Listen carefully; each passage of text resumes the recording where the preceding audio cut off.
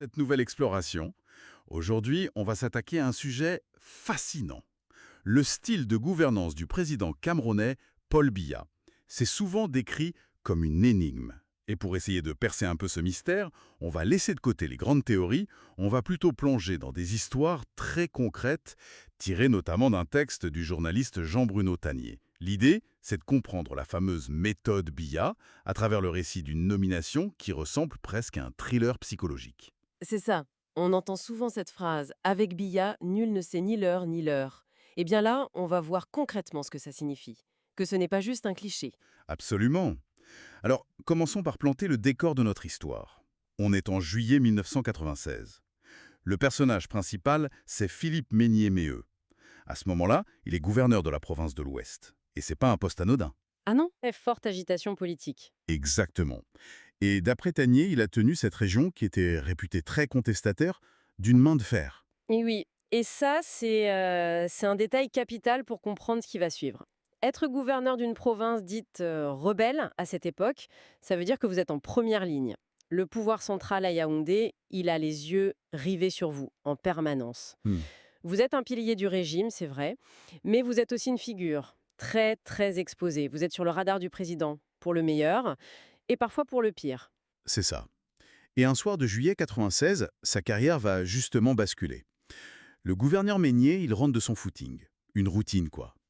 Et là, il découvre un message sur son répondeur. Mais pas un message administratif. Non, C'est un appel du milliardaire Fotso Victor, l'un des hommes les plus puissants du pays. on sent tout de suite que ce n'est pas ordinaire. Ah, clairement. L'intrigue se noue. Meunier le rappelle, et Fotso lui dit qu'une autre personne très importante cherche à le joindre d'urgence. Martin Bellinga Eboutou, le directeur du protocole d'État. Et là, rien que ça, cette chaîne de communication, c'est fascinant. Oui, Ouais. on n'a pas un canal officiel. Pas un télégramme du ministère qui dit Venez à Yaoundé ». On a un milliardaire qui fait l'intermédiaire pour le chef du protocole de la présidence. C'est vrai. Ça dessine immédiatement les contours d'un pouvoir, où les réseaux informels, les cercles de confiance, sont peut-être bien plus importants que l'organigramme officiel. C'est un excellent point. Et ce réseau, on le voit à l'œuvre tout de suite après. Magné, il s'exécute. Il appelle Bellinga et Boutou. Et là, l'instruction, elle est hyper directe, presque militaire. C'est-à-dire, hein, Rendez-vous immédiatement à Yaoundé. Le président veut vous voir. C'est tout. aucune explication. Rien. Zéro. L'auteur insiste vraiment là-dessus. Magné prend la route sans avoir la moindre idée de la raison. Il part vers l'inconnu. Il arrive donc à Yaoundé. Il est conduit directement au bureau de Paul Biya. Et là, la rencontre commence par des félicitations. Il le met à l'aise. Oui, voilà. Le président salue, je cite, la qualité de son travail à la tête de la province de l'Ouest pendant toutes ces années difficiles. Et juste après ces éloges, bam, sans transition, il lui lâche la nouvelle. Laquelle? Il lui dit qu'il a l'intention de le nommer ministre délégué à la présidence, chargé de la défense. Ah oui, quand même. Un des postes les plus stratégiques du régime. Exactement. Psychologiquement, la séquence est très forte.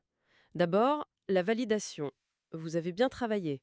Ça met la personne dans un état de reconnaissance, de gratitude. Oui, Et juste après, la récompense, qui apparaît comme la suite logique. Ce n'est pas une négociation, c'est une consécration en fait.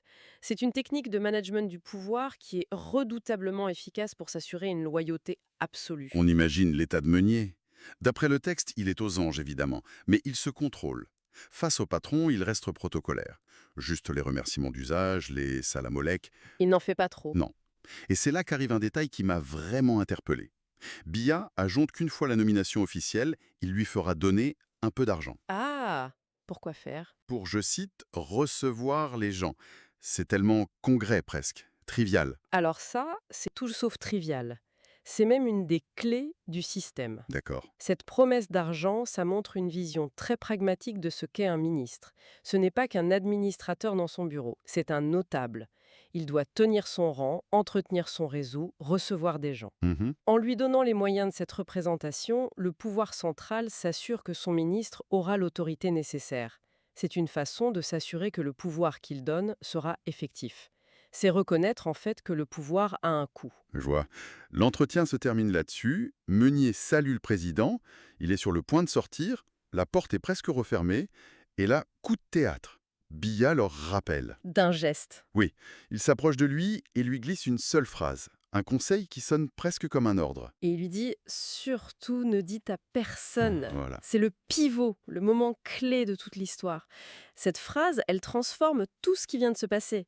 La conversation, ce n'était pas juste une annonce. C'était un test. C'était la première partie d'un test. Et cette dernière phrase, c'est l'énoncé de la deuxième partie. La question c'est, est-ce que c'est un simple conseil ou l'épreuve finale? Et la réponse semble évidente. Oui, dans la culture politique qui est décrite, c'est clairement l'épreuve finale. La discrétion, ce n'est pas une qualité, c'est la condition. Le silence, c'est l'antichambre du pouvoir. Et Meignier, manifestement, il a très bien compris l'enjeu. Il a appliqué la consigne d'une manière, mais quasi absolue. Tanier est très précis. Il n'a parlé à personne. Ni ses amis, ni ses collègues, ni les journalistes. Personne. Et le détail le plus fou, qui montre vraiment le niveau d'obéissance, c'est qu'il n'a rien dit à sa propre femme. Ah oui, là. L'auteur rapporte même une confidence de Meunier, des années plus tard, qui dit « surtout pas à elle C'est sans doute le test de discrétion ultime, ça. ». C'est ça. Il est resté, je cite encore, muet comme une tombe pendant plus de 2 mois, jusqu'au jour où il entend son propre nom à la radio, le 19 septembre 1996, lors de l'annonce du nouveau gouvernement. C'est incroyable. Il a compris que le moindre mot ou la moindre fuite pouvait tout anéantir. Et c'est là qu'on touche au cœur du système. L'histoire politique du Cameroun, comme le rappelle la source, est remplie des fantômes de ceux qui ont échoué à ce test. Hmm. Des gens pressentis pour un poste, qui ont eu, comme on dit, la langue un peu trop pendue, et dont les noms, au final, ne sont jamais sortis au journal de 20 heures. Le silence, c'est pas une option, c'est une stratégie de survie en fait. Absolument. Donc si on fait le point sur cette première histoire, on a le portrait d'un maître des horloges. Quelqu'un qui contrôle le temps, l'information et qui teste ses hommes par leur capacité à garder un secret. L'incertitude est son principal outil de pouvoir. C'est exactement ça. Mais ce qui est fascinant, c'est que nos sources, elles révèlent aussi une facette complètement différente, presque opposée. Oui, et c'est ça qui rend l'analyse complexe. Si on se fiait uniquement à l'histoire de Meunier, on pourrait avoir une caricature, celle d'un pouvoir uniquement lent, opaque, secret. Or, il y a d'autres situations qui montrent un Paul Biya capable d'agir avec une rapidité, une publicité foudroyante. Exactement. Prenons un autre cas, qu'on trouve dans d'autres analyses. Par exemple, après une grave crise sécuritaire il y a quelques années, le ministre de la Défense de l'époque était très critiqué, jugé inefficace.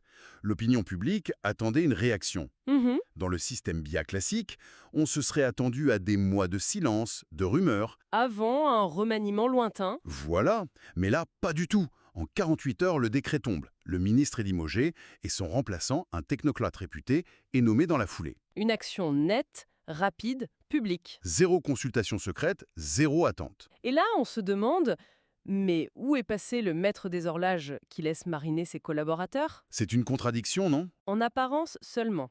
En apparence.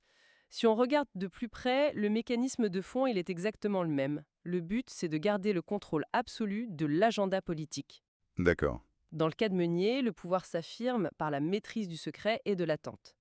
Dans le cas du limogeage express, il s'affirme par la démonstration d'une autorité sans appel, d'une décision immédiate. Donc ce sont deux facettes de la même stratégie. Précisément, ce sont deux outils différents pour un seul et même objectif, s'assurer que personne d'autre ne puisse anticiper ou influencer la décision.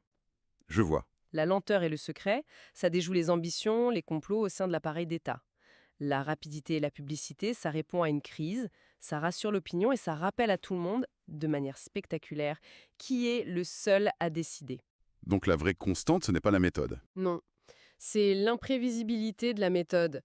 Personne ne sait jamais quel outil sera utilisé. Du coup, ça crée une situation où tout l'entourage politique doit être prêt à tout.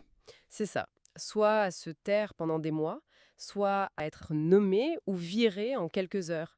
Et c'est cette incertitude permanente qui assoit le pouvoir central.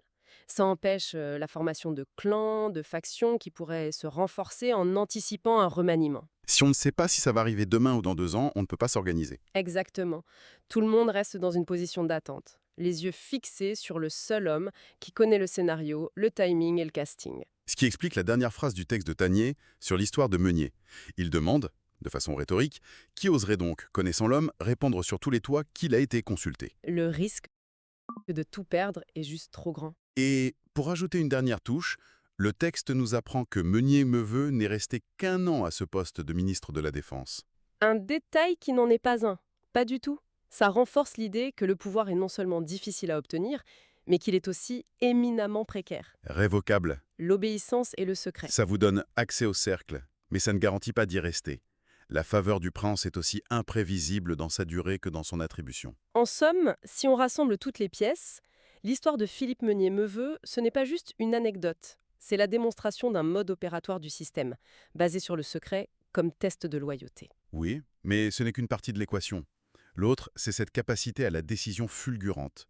L'imprévisibilité, ce n'est pas un défaut du système. C'est le système lui-même. C'est exactement ça. Voilà. Et ces deux histoires, au fond, nous laissent avec une réflexion assez fascinante sur la nature du pouvoir et la culture politique que ça engendre. Quand l'accès au pouvoir dépend soit d'un silence absolu, soit d'une décision soudaine et imprévisible du chef, quel type de classe politique est-ce que ça forme à la longue? C'est une bonne question. Est-ce que ça encourage l'initiative, la compétence, ou est-ce que ça favorise avant tout des maîtres de la survie? Des gens dont la principale qualité est de savoir attendre et se taire? C'est une question qui va bien au-delà d'un seul pays et qui touche à la manière dont le pouvoir se perpétue dans de nombreux régimes.